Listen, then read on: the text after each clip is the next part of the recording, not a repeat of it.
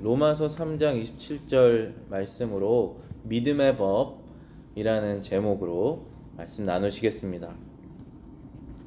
인본주의라고 하는 말이 있는데 그것은 말 그대로 사람 중심이라는 말입니다. 참 듣기는 좋은 말이지만 사람은 참 귀한 존재지만 사람 중심으로는 답이 없습니다.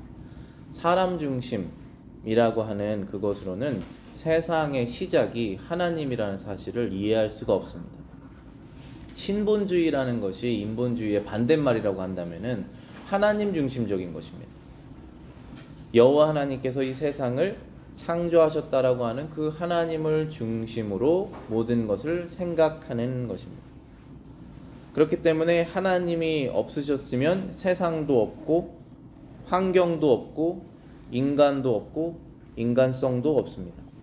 여러분과 저도 없습니다. 따라서 인본주의는 거짓이고 신본주의가 진실입니다. 모든 것을 하나님을 근본으로 생각해야 합니다. 근데 오늘 이 성경 말씀은 인본주의 입장에서 보면 부당한 내용입니다. 왜냐하면 자랑할 것이 없고 모두가 똑같다라고 말하고 있기 때문입니다. 그런데 생각해보면 사람들은 다 자신의 능력이 다릅니다. 역량이 다릅니다.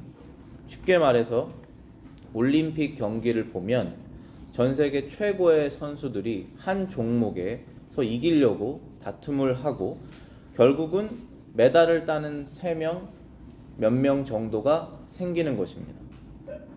그 몇 명의 선수들은 메달을 수여받고 많은 사람들로부터 박수를 받습니다. 그것은 자랑스러운 일이고 그들의 오랫동안의 한 수고의 보상이죠. 지극히 인간적인 방식입니다. 그것이 세상의 이치라고 말할 수도 있습니다.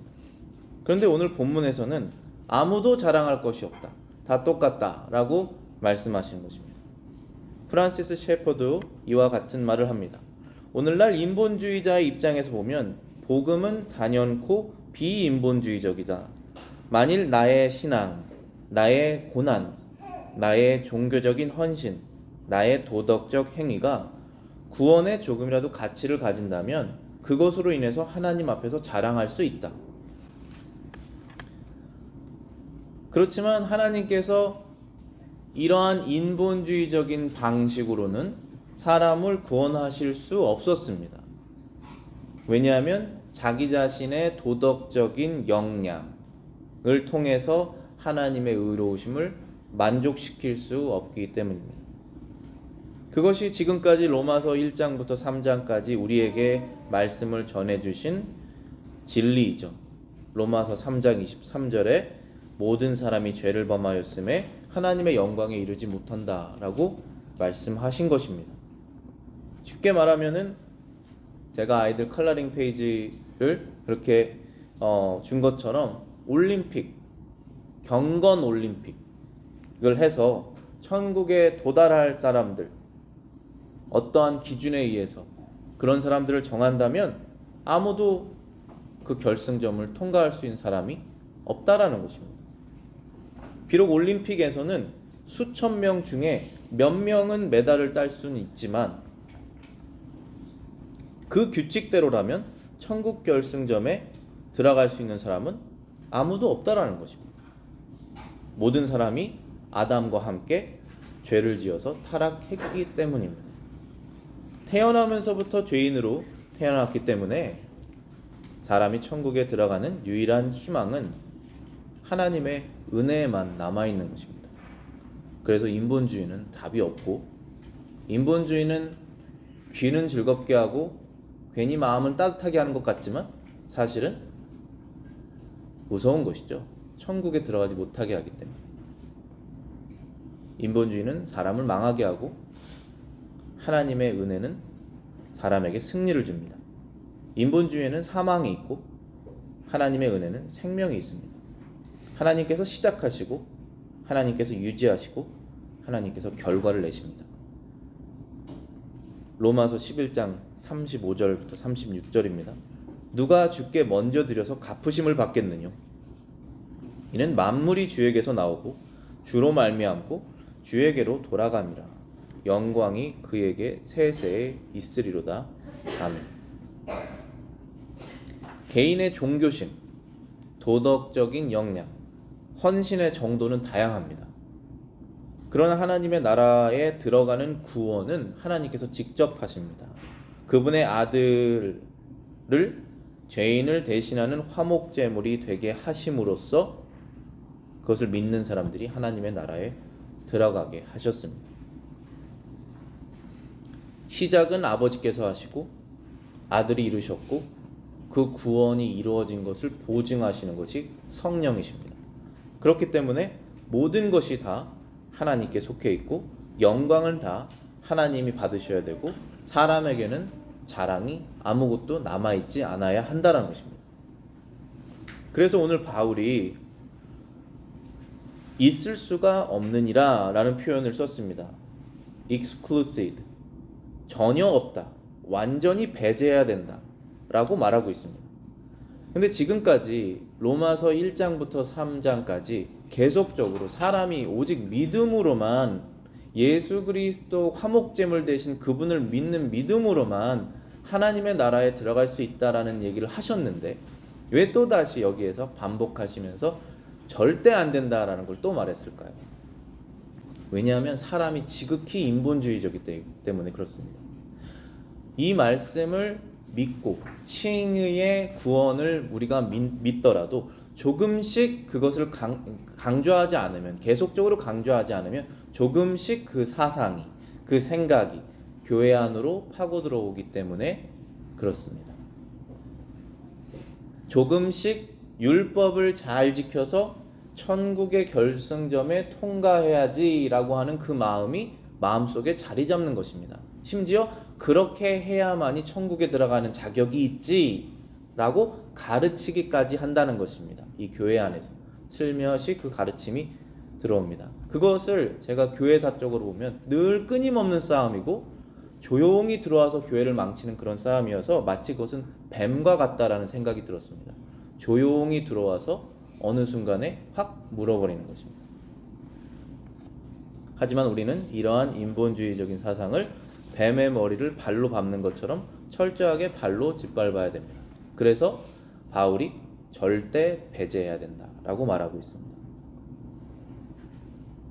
스스로의 도덕적 행위로 구원을 얻으려고 하는 인본주의는 항상 늘 교회 안으로 들어오려고 하였고 바울이 그것에 특별한 주의를 가졌습니다. 한 예로 바울이 헬라인 제자인 디도서를 쓴 디도가 헬라인입니다. 그 유대인이 아니죠.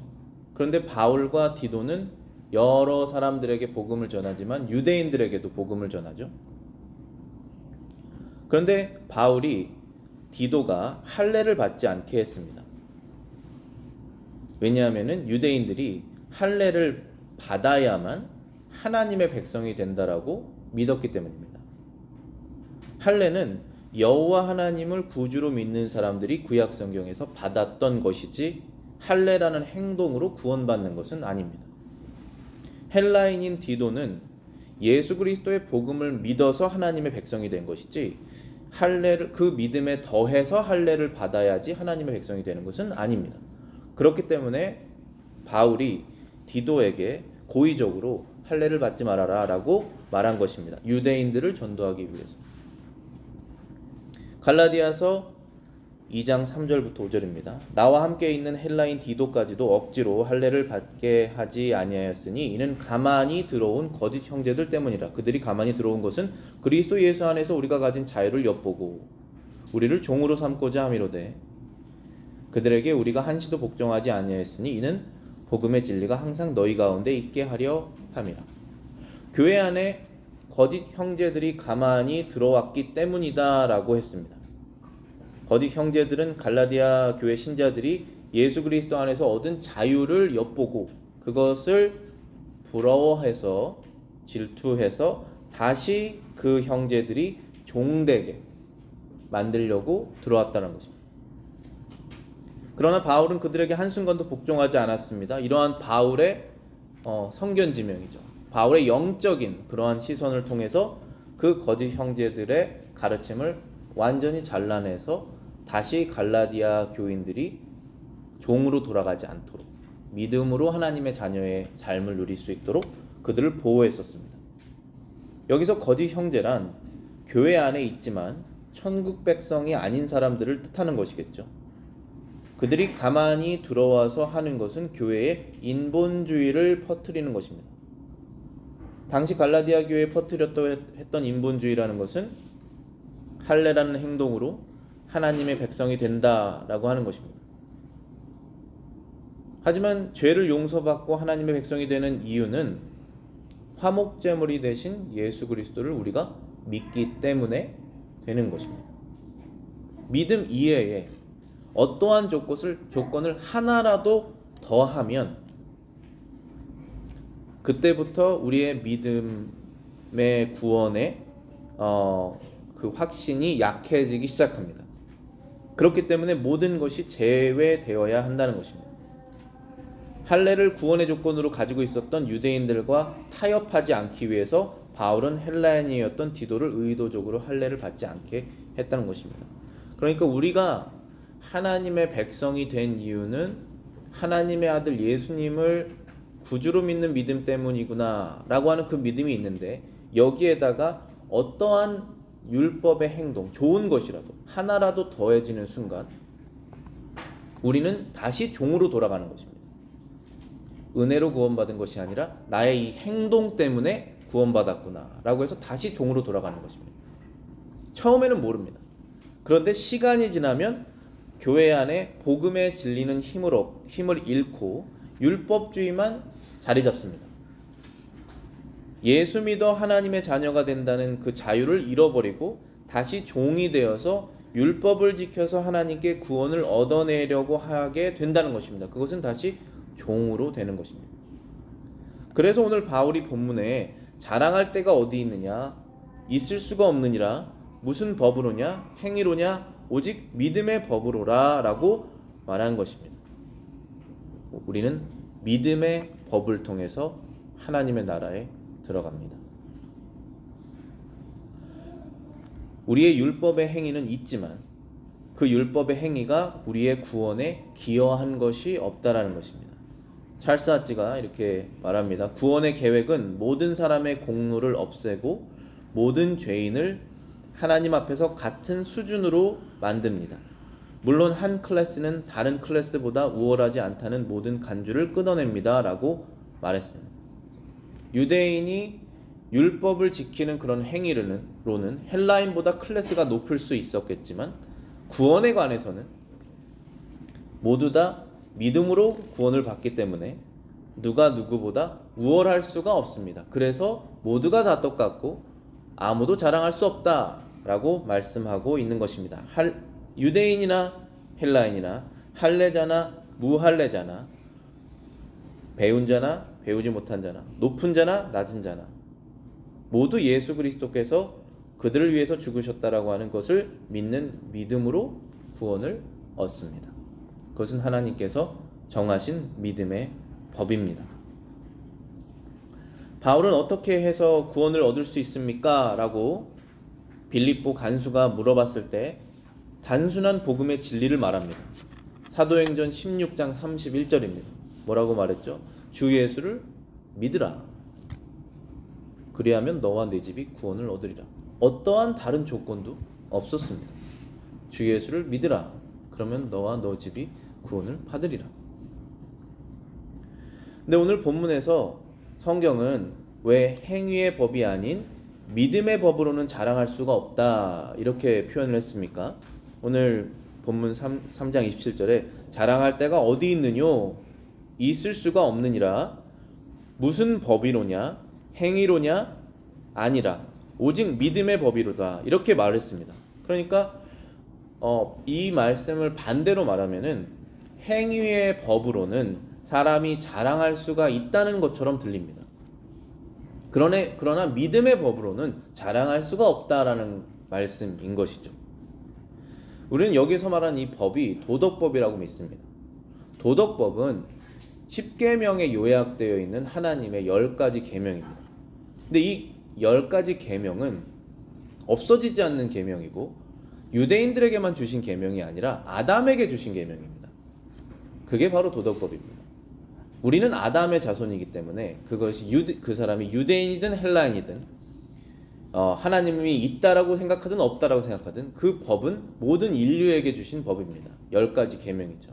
그 계명이 다시 요약되어서 하나님을 사랑해라, 그리고 너의 이웃을 사랑해라 라고 하는 사랑으로 다시 요약됩니다. 그것은 도덕법입니다. 즉 이 법을 지킴으로 하나님께서 도덕적이라고 칭하시고 지키지 않는 것을 악이라고 칭하시는 바로 이 도덕법. 그 도덕법을 지키는 그 행위로는 마치 자랑할 것이 있다라고 말하는 것처럼 들립니다. 그러나 믿음의 법으로는 자랑할 것이 없다라는 것입니다.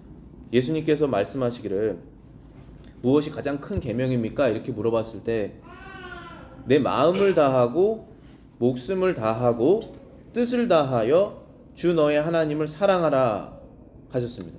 너의 마음을 다하고 목숨을 다하고 뜻을 다하여 주 너의 하나님을 사랑하라. 이거 명령입니다.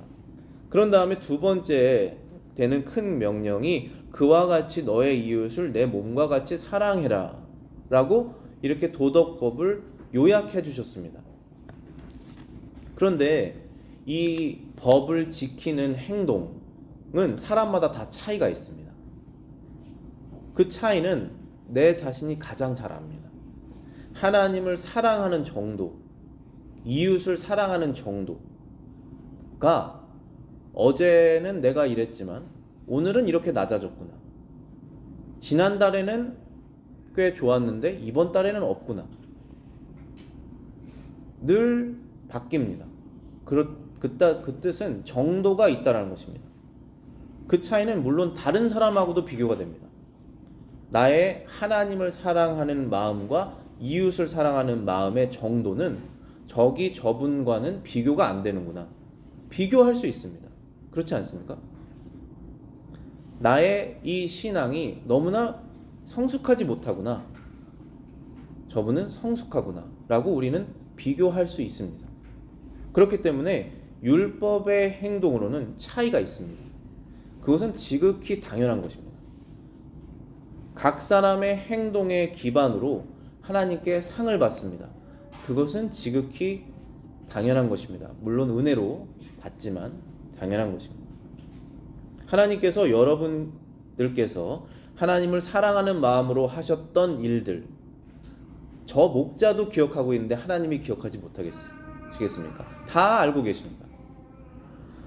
여러분들이 하나님의 율법을 지키고자 하셨던 그러한 희생들, 하나님께서 다 알고 계십니다. 그리고 상을 반드시 주실 것입니다. 그런데 그 상의 정도는 다 다릅니다. 하늘의 별의 밝기가 다 다르죠.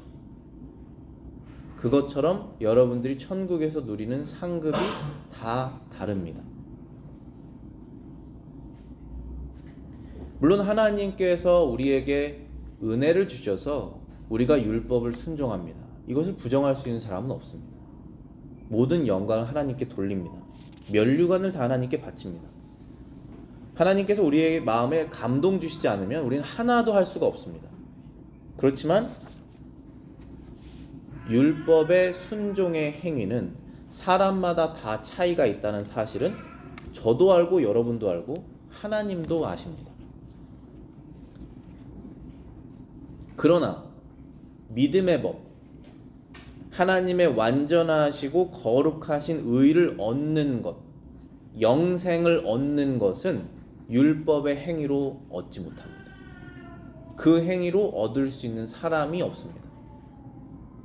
그것은 예수 그리스도를 믿는 믿음으로 얻습니다. 거기엔 아무도 차이가 없습니다. 왜냐하면 믿음이 있거나 믿음이 없거나 차이이기 때문입니다. 그 믿음을 얻어서 영생을 얻으신 분들은 믿음을 얻어서 영생을 얻은 것입니다. 그렇기 때문에 아무도 차이가 없고 높고 낮음이 없고 있고 없음이기 때문에 이것은 모든 것이 다 배제가 된다는 것입니다. 믿음의 법으로는 자랑할 것이 없다. 구약에 선택된 백성들이나 이방인들도 다 동일하게 믿음의 조건으로 하나님의 완전하신 의를 얻습니다.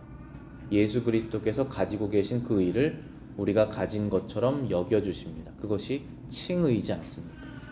그래서 믿음의 법으로는 자랑할 것이 없다 하신 것입니다. 칼빈이 이렇게 말합니다.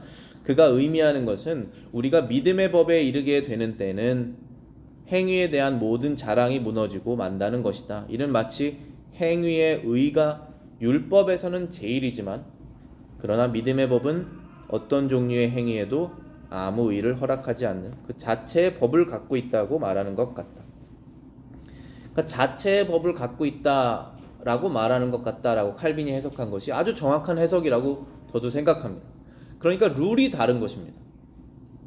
천국에서 여러분들이 가지고 이제 얻게 되실 하나님의 율법에 충성하셔서 얻으신 상급은 다 다양합니다. 그것이 너무나 당연한 것입니다.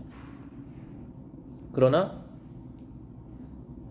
천국에 들어가는 그 입장되는 하게 되는 그 의를 얻는 것은 믿음의 법으로 하는 것입니다. 그래서 믿음의 법이 있고 율법의 행위의 법이 있는 것으로 성경이 말하고 있다고 저는 생각합니다. 그렇게 이 말씀이 말하는 것이라고 저는 믿습니다. 규칙이 다르다라는 것을 우리가 기억해야 됩니다. 그래서 천국에 들어가는 하나님의 의를 얻는 것에서는 어떠한 인본주의적인 생각이 들어올 수가 없다는 것입니다. 물론 우리가 하나님께 충성하게 되고 율법을 지키고 하는 그런 것도 은혜로 얻습니다. 그렇기 때문에 거기에도 인본주의가 들어올 방법은 없죠. 자리는 없습니다. 하나님께서 성령께서 감동하셔서 내가 이 말씀을 믿었고 이 믿음으로 행동하는 것이 내 삶에 불편하지만 내가 그것을 선택해서 한 것도 성령이 이끄셔서 했기 때문에 거기에는 우리 인간이 자랑할 것은 없죠.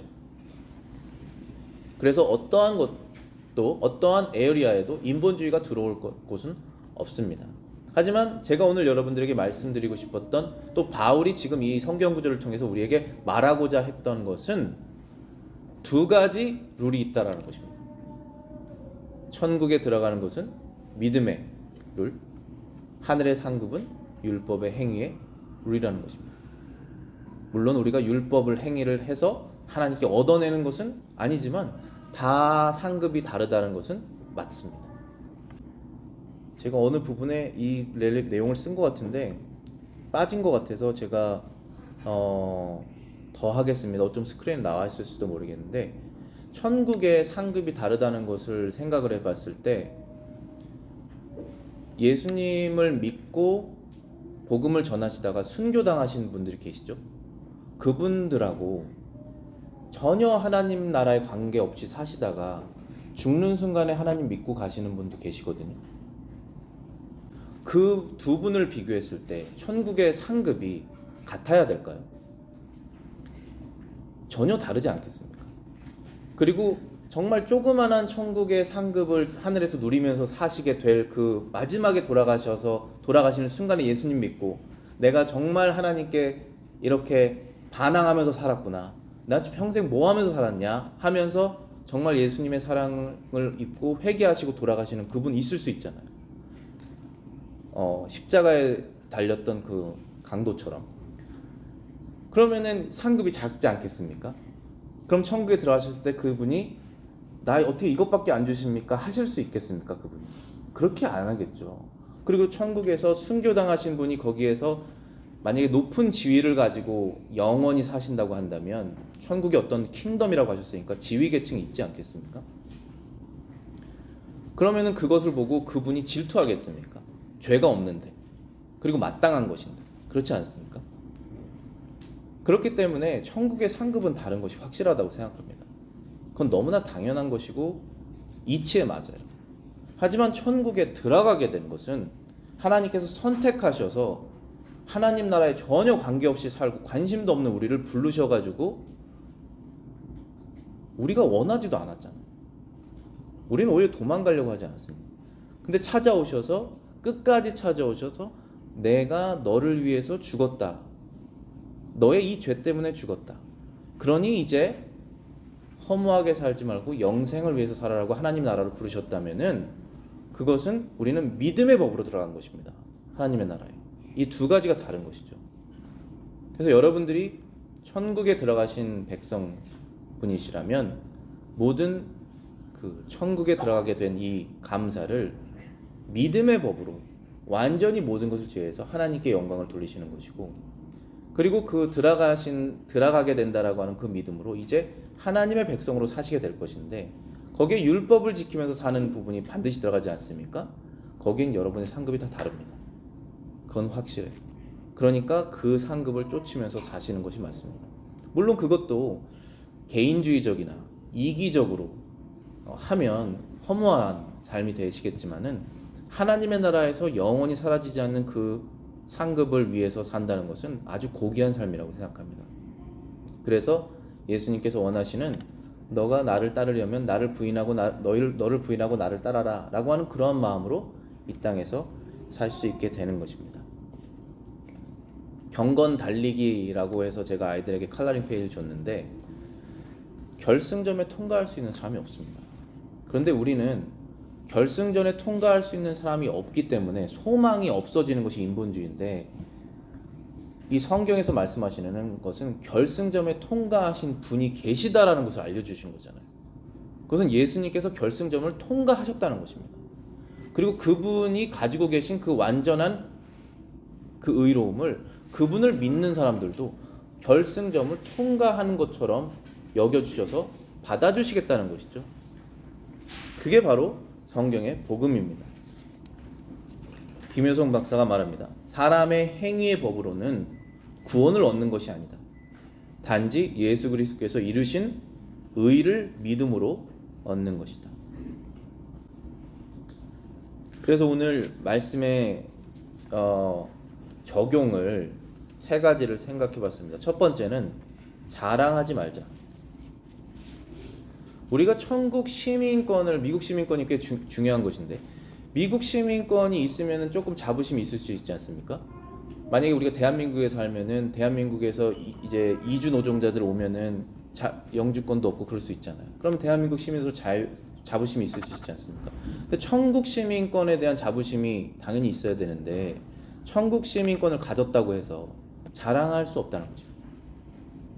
왜냐하면 내가 얻어낸 것이 아니기 때문에. 그것은 무한히 귀한 것입니다. 이 귀한 것을 귀하지 않게 여기는 것도 죄겠지만은, 이 귀한 것을 가지고 있을 때 마치 내가 얻어낸 것처럼 자랑할 수 없다는 것입니다. 그래서 자랑할 수 없습니다. 자랑하지 말아야 됩니다. 우리의 믿음도 자랑하지 말아야 됩니다.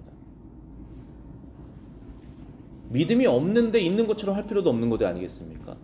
근데 실제로 믿음이 있으신 분들이 있잖아요. 그것도 자랑할 필요가 없습니다. 왜냐하면 그것은 하나님께서 주시고 자라나게 하신 것입니다. 그리고 두 번째로는 혼동하지 맙시다. 믿음의 법과 행위의 법이 있습니다. 룰이 다릅니다. 우리는 믿음의 법으로 구원을 얻었습니다. 예수님께서 나를 죽으신 것을 믿었기 때문에 영생을 얻었습니다. 그러나 하나님의 나라의 상급은 우리가 이 땅에서 하는 율법의 순종에 따라 다를 것입니다. 그 법은 다르다는 것입니다. 제가 여기에 썼네요. 여기에 쓴 걸 지금 생각해서 아마 여기에 써 있을 거예요. 순교하신 분과 마지막에 천국 들어가신 분의 천국 상급이 다른 것이 너무나 당연하다는 것입니다.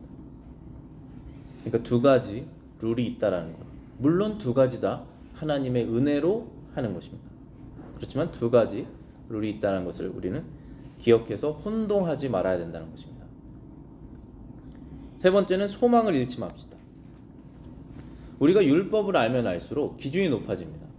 왜 우리가 성경을 읽으면 읽을수록 더 많은 죄를 깨닫지 않습니까? 더 많은 하나님의 거룩하심을 깨닫고 더 많은 요구, 더 많은 의무들, 안 해도 되는 줄 알았는데 해야 되는구나라고 아는 것. 그래서 믿음이 없으면 성경을 안 읽죠. 왜냐하면 더 많이 알아야 되기 때문에. 그렇지만 하나님을 사랑하면서 성경을 읽고 더 많이 알고 싶어지는 것입니다.